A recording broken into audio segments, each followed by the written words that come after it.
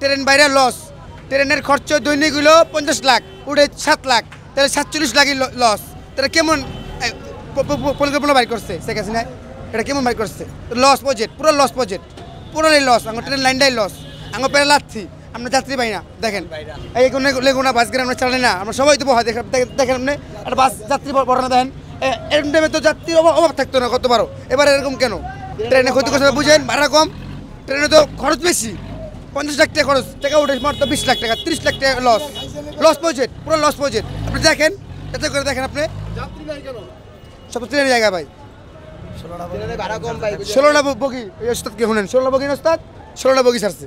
কম বাসের ভাড়া বেশি, ট্রেনে যাত্রী মানে যাতায়াত করে ট্রেন দেয়া, তাহলে এই টাঙ্গোজার লস প্রজেক্ট ভাই। বাসের ভাড়া ডাবল হয় নাই, সীমিত ভাড়া নিচ্ছে। ট্রেনে তো আপনার একবার সীমিত ভাড়া চলে গেছে যাচ্ছে। আর বাসে তো আপনার মানে কি ডাইরেক্ট ডাবল ভাড়া, আবার নেমে মানে কি গাড়ি দিয়ে ভোগান্তি করতে হয়। আর ট্রেনে তো ডাইরেক্ট যেতেছে গা, জামজট নেই যেতেছে গা, আমি লস হচ্ছে না, লস হইতো আমি। এই যে যাত্রী ট্রেনে গেছে, যাত্রী মানে কাহিনী বাড়ি খেতো, আমরা মানে গই পারলে মানে কি বাসা লাগো দিয়ে পারতাম, যাত্রী তো পাইলাম না, আমরা তো আশা বইয়া রয়েছি জানাইতে। সবাই চায় একটু সুবিধা, সবাই চায় একটু সুন্দর মতো থাকতে, শান্তিতে থাকতে। কারণ ট্রেন এমন সময় একটা ট্রেন ছাড়ছে যে ঈদের টাইমটা, এই টাইমে অনেকে মনে করেন চায় একটু আনন্দ ভ্রমণ করতে। কারণ আনন্দের ক্ষেত্রেই হোক বা ভাড়ার ক্ষেত্রে হোক বা যাতায়াতের সুবিধার ক্ষেত্রে হোক, ওরা ওই দিকে চাপে গেছে, সব ট্রেনের দিকে গেছে গা। কারণ বাসের দিকে লোক কম আসছে। কারণ এদিক দিয়ে যে যাত্রীগুলো আসতো, ওই যাত্রীগুলো কমলাপুর দিয়ে ট্রেন দিয়ে একবারে ডাইরেক্ট রাজবাড়ি গেতেছে, ভাটিয়াপাড়া গেতেছে, গোপালগঞ্জ গেতেছে, যার জন্যই এই যারা ভাঙ্গে যাবে এরা আর এই গাড়িতে আসতেছে না।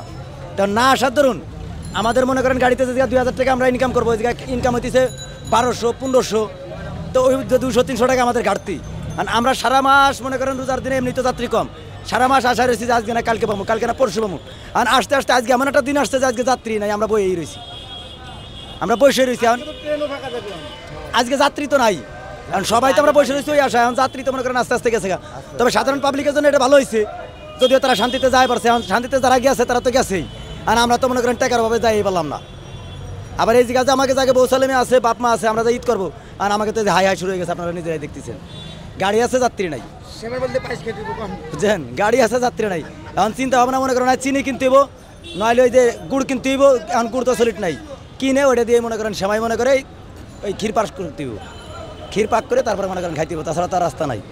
কারণ আমাদের পরিস্থিতি খারাপ। তারপরে আমরা মনে করেন 20 টাকা আমাদের জেনুইন ভাড়া, 10 টাকা যাত্রীর কাছে বেশি, তাহলে এত ভাড়াকে তা আমরা 10 টাকা বেশি নেই, তাও মনে করেন আমাদের সাথে চিলে এই সেই। তা আমরা এই ধরনের ভাবে বিভিন্নভাবে সমস্যা, বুঝছেন। আমাদের যাত্রী কেমনে হইব? এখন তো মানুষের সুযোগ সুবিধা আছে, মানুষ ট্রেনে যেতে পারতেছে, বাসেও মানে 150 বা 300 দিয়ে হোক আর 400 দিয়ে হোক যাইতেছে, মানুষ চলে গেছে। মানুষের কষ্ট করে হলেও গেছে। আজকে যে চান রাত, আজকে তো মানুষ শিওর না, যেমন কালকেও শিওর ছিল না যে আজকে চান রাত বা ঈদ। এই কারণে মানুষ আগে ভাঙ্গা চলে গেছে, যারা সরকারি চাকরি করছে আগে পাঠিয়ে দিছে। আবার মনে করেন বাসের ভাড়া বেশি নিতে আছে, বাসের ভাড়াও বেশি নিচ্ছে, ট্রেন দিয়ে মানুষ চলে গেছে। এখন মানুষজন রাস্তাঘাটে কম, রাস্তাঘাট পাকা। এখন যারা যাইতেছে আরামে যাইতেছে, আবার ভাড়াও বেশি নিতেছে। তো দেখা যায় আপনি 150 ভাড়া 200, 250, 300 নিতেছে না। আমাদের তো সমস্যা, আমাদের লেগুনা দেওয়া যায়। আগে যেমন আমরা পদ্মার ওই পারে যাত্রীগুলো এই পার থেকে ওই পার নিয়ে দিতাম, তারা ওই পার থেকে যাইতো, 50 টাকা কমে বা আরামে যাইতে পারতো, ডাইরেক্ট পাইতো। ওইখানের পর তো কদমতলী স্টপেজের পর বাস কাউন্টারের পর আর কোনো কাউন্টার নেই, তারা ডাইরেক্ট চলে যেত। ওই পার যাইতো মানে 20 টাকা বা 30 টাকা 10 টাকা বেশি দেওয়া যাইতো ওই পার থেকে দেওয়া যায় আপনার আরামে চলে যেত।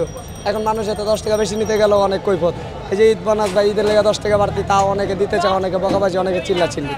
এই কারণে আমাদের সমস্যা। গত 3 দিন হয়তো 10 টাকা বেশি নিচ্ছি, 10 টাকা জায়গায় 20 টাকা বেশি নিচ্ছি, তা নিয়ে তো কত কথা।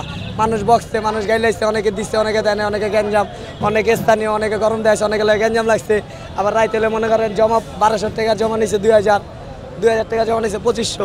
কিছু করার নেই, তো দিতে বাধ্য। আমরা তো লাইনের গাড়ি চালাই, আমরা তো মনে করেন কামাই করছি, হেরা ভরা দিচ্ছে 10 টাকা বেশি, হেরা রাইটসাটা জমা আবদার করছে 800 বেশি, দিতে হইব, কিছু করার নেই।